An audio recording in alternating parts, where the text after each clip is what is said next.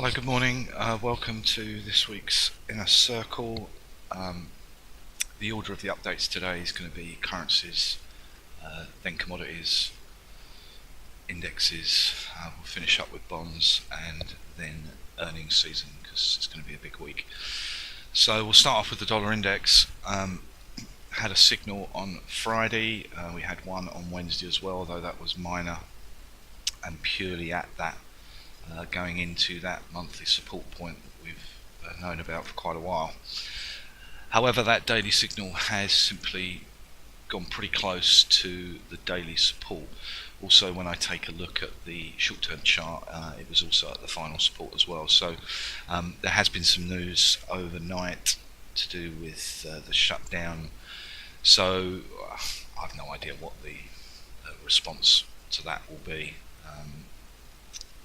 We'll have to see what happens on Monday as far as that's concerned and see whether that follows through. So negatives on the dollar, but still a little bit of clarification required. That, not surprisingly, has transferred itself into various other things. So again, a major buy signal on the euro. I mean, that's 6 signals on one day, so that's a lot. You have to go back a long way to see that many.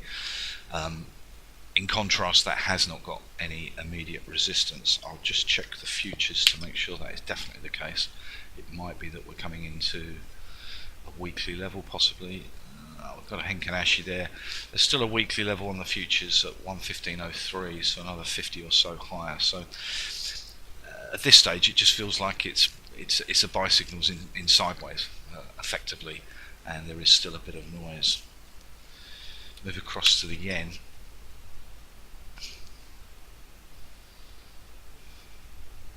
Pretty subdued on the yen. Not much to report there. The pound's been pretty good. Likes the idea of delaying Brexit, and so we broke out on Wednesday. And we followed through on Friday. Note on Thursday how we come back down to that support point and held. As you know, I'm too close to the pound, so I don't get involved in it in any way, shape or form. It's too much random event driven. Move across to Aussie. Aussie's been something that had broken down and then had a reversal on Friday or yesterday. However, it didn't give us a signal as such, and it's closed a little bit above that monthly level.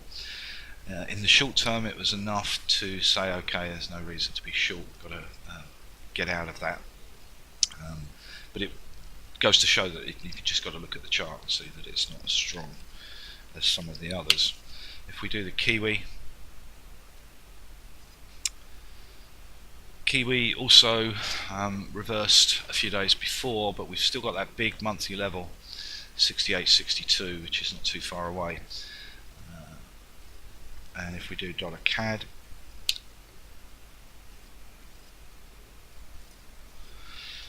a major reversal on dollar CAD as well. So those two diamonds are timing points to say that the uptrend was over. We've closed below 3 down. We didn't quite reach that monthly level, 133.87, the high was 63. So some big move there. We'll look on Monday intraday to see whether, in terms of how it's broken short-term levels, to see whether it's something we want to get involved in. It is a little bit of a hostage to oil to a certain extent. And then we'll go straight into commodities now. So if we go to oil, had a negative signal during the week, but not at resistance.